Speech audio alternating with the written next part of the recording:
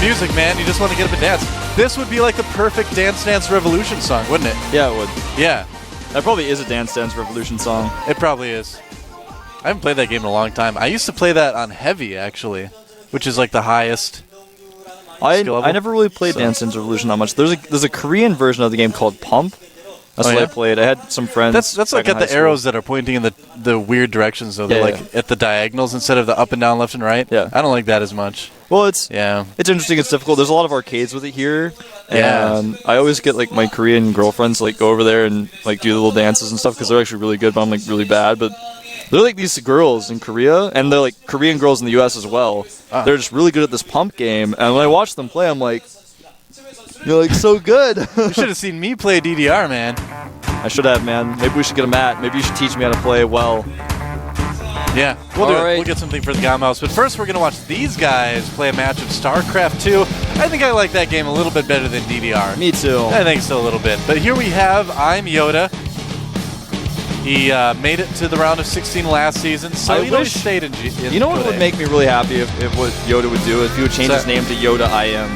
It makes a lot more sense. So awesome. He's not going all the way with that idea. He's losing some potential, I think. I agree with you, Wolf.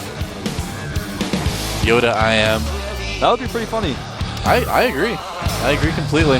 Well, YoDa is a very solid TVT player. I think he's got a pretty good chance here. In fact, I might even say he's favored over my teammate here, TheBest. Now, this guy, he is really, really known in the foreign community for being an all-inner. And yes, I'm actually going to call Artosis out here and say that Artosis is wrong. This guy actually has so many builds up his sleeve. Artosis and I talk about this all the time. But TheBest actually, when he plays on ladder or when he plays team games, he goes CC first a lot. Yeah. And Choya is the same way. He does a lot of timing attacks and all-ins. And both of these guys, if you ask them why they do these all-ins, they say, the nerves get to me, and I just do it. I just do. They say, like, I just do the all-ins. You know, I feel bad for TheBest as well, because ever since that one game, he's just, like, known for terrible Banshee control, and I don't think it's really as bad as people make it out to be, but that was a pretty bad game. But I don't know if he should be characterized by that, you know? I don't know. What do you think? I don't think so either. I mean, I went into his booth before the game, actually, during that 5-minute break, and I asked him how he felt. And I said, fighting, and he said, fighting, and he said, I will win. And I said, yes, you will. All right. So, look at that. If it goes to Game 3, which I hope it does, we actually get to see a game on Daybreak. That would be cool. Daybreak is our new map this season at the GSL. It's a really good map. Yeah, it's awesome. I'm YoDa, downvoted Antigua Shipyard, which is, I don't know how I feel about that map yet. I like it in TVZ because it's pretty good for TVZ for a couple reasons. But overall, I'm not so sure I feel about that map yet. That's a good map in my opinion. I like it. I think it's the best of the new ladder maps that we've seen. But, yeah, we'll have to see it in action. All right, guys, let's jump into the game.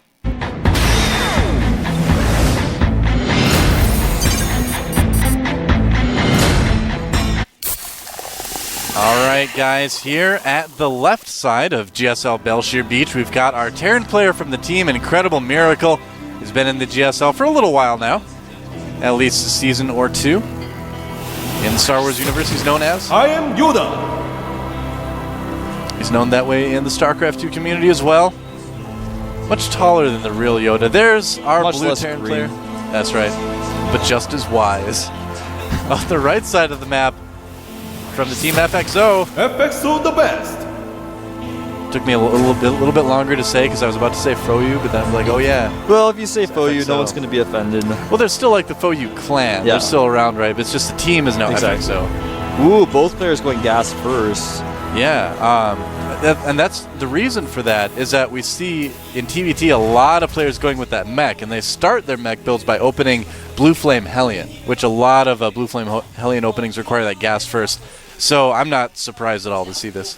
Well, if your opponent goes for one barracks expand, which is becoming more popular, it's not really popular on this map, but if your opponent does that and you go for a fast tech build, you can really, really punish them. And then it allows you to do both Blue Flame and Cloak Banshees quite well. I mean, not Cloak. You can't really do Cloak Banshees and Blue Flame very easily. What you can do if you open if you open Blue Flame and then you do a little bit of damage and then you follow up with Cloak, that's okay. Yeah. But you can't go like Cloak Banshees then do like Blue Flame Hellions and do a lot of damage. I mean, obviously Blue Flame Hellions are just a core part of mech, but you can't do like that one blue flame Hellion drop after. It's better to do Hellions first. Anyway, Well, I'm you'll getting have into a like little bit later. the semantics of this build. You're going too deep, Wolf. I know.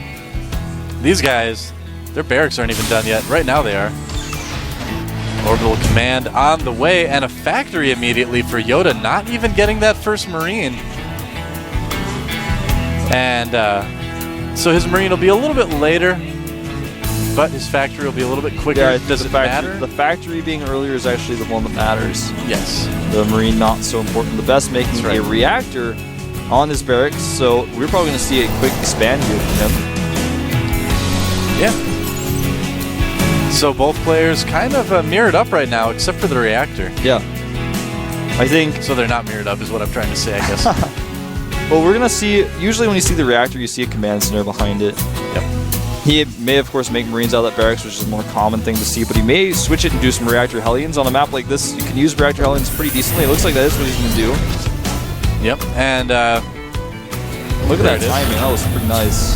Yeah, that's pretty good. That's so hard to time it up with the reactor. I'm so bad at that. Looks like a tech lab on the factory going down for YoDa. Yeah, it looks so like he's going to do blue flames first. I think you're right. There it is. Blue flame with the nice blue upgrade. Icon looks so good now. Yeah, When I watch don't some even need older to call it. games, when I see games that have been cast a while ago, I see that little red icon, I'm like, oh, well. It's like you're upgrading the ability for the Hellions to actually attack. It feels so old school. I remember in 2 years, where people are going to say, do you remember when the blue flame icon was red? Yeah, that's right. And some people are not going to remember. They're like new to StarCraft. Like back in my day.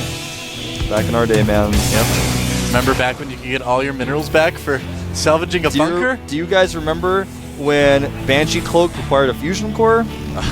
Or when, what was it, durable materials, the Raven upgrade required a fusion core as well? Yeah. Well, the point defense run, I mean, the secret Oh, missiles wow. as well. Look at this Really nice micro by nice the best. Yeah. Very, very impressive. He could actually go keeping those home alive. now. I That's think exactly what he he's should. going to do.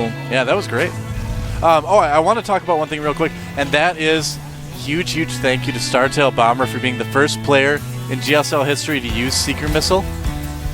Yeah, as far as I know, I don't think we've My had any other favorite spell in the before game. Yeah. This guy- he's just this gonna be guy, my favorite Doa, player for the rest of all time. He is because so of that. obsessed with Heat Seeker missiles, Hunter Seeker missiles. I like love the Hunter name Seeker of them. Missile. You've never Man. seen him? Well, it's actually not called Seeker Missile anymore. It hasn't been since beta, but I still called it Hunter Seeker Missile because I've used it so much in beta. It's a terrible spell. It's really bad, but it's so awesome. So it's just called the Hunter Seeker? Hunter Or- Seeker Missile. It used to be. Now it's just Seeker Missile. Oh, really? Which is not as exciting. That is really... Yeah. People used to call it HSM and everything. Yeah, it's Look at because this Hellion spread here. All right. Blue Despite flame. the blue flames, he's going to be able to do so much more. Yeah.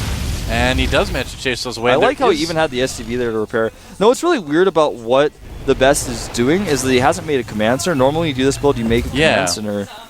I He am is just making a lot of Hellions but not getting blue flame. Raven on the way for YoDa. Probably not Seeker Missile, though. Look at that Marine getting a lucky kill there. He got a little bit too excited there. He's actually going to die. He could have just went home. He wanted to And, see if his opponent took a command center immediately or not. There's the command center. The Viking count getting pretty intense for TheBest. yeah, this is a really weird TVT. You know, we actually saw some of the strangest TVTs ever in the Codex qualifiers. I think he's going to do a timing attack with landed Vikings. Yeah, that's how Maru Prime got into the GSL is landed Vikings. It's the weirdest thing. Oh, he's going to send these Vikings over here and do some mineral harass at the main base. He's going to bring the Hellions. He certainly This could. This is just something I've never seen before, man. This is something that we hadn't seen before the Codex qualifiers. A bunch of Hellions coming in from the front. Oh, wow, this actually could work really well for the He's best. taking out the Blue Flame Hellions of YoDa. Look at that. Only one Viking, and all those SCVs are just going to get roasted. This is such a cool little timing attack. Yeah. And I think YoDa is just going to lose here. Look at GG.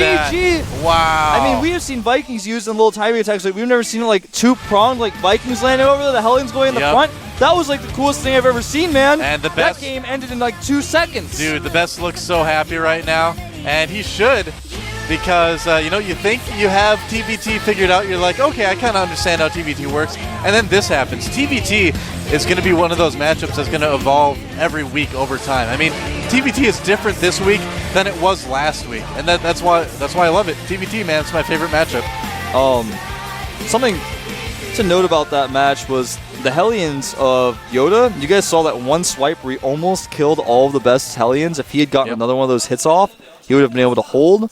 The Vikings just damaged so many of those Hellions. It's exactly what the best wanted. Yeah, and I'm loving the fact that we're seeing landed Vikings like suddenly used in TVT. Like, you guys should see, who was it? It was Maru Prime Versus Lin. Versus Lin, Fox Lin. Was, yeah. Game 2 between those guys on Metalopolis, I think it was, or was it game 1? One of the games, the Metalopolis game between those guys, once we get the Code qualifier VODs up, you'll get to see them, was really crazy. We had like one Hellion and like 2 Marines and landed Vikings like pushing, and it's just weird, but it worked. It was very cool. Vikings are something, they're a high DPS unit that you can get with that idle starport, essentially. They're not like a better unit than other units to use on the ground, but with this timing, you already have that production facilities. You make the Vikings, and you do those little timing attacks. I loved how he did that. He sent them to harass, so that forces a response. And then he goes up with the Hellions at the front. That was so many Hellions, too. That was a very unique timing attack. It's not something that you see very often. That's a new thing. I'm going to go back so and new. I'm going to watch that game again because I want all the details. I get my notepad document up on my second monitor, and copying everything down. That's cool. So we're about to move into the second game. Yes, we are. It's on a pretty big map. A map called Terminus. It's been a while since we've seen this map, man. Yeah. All right, let's jump into it.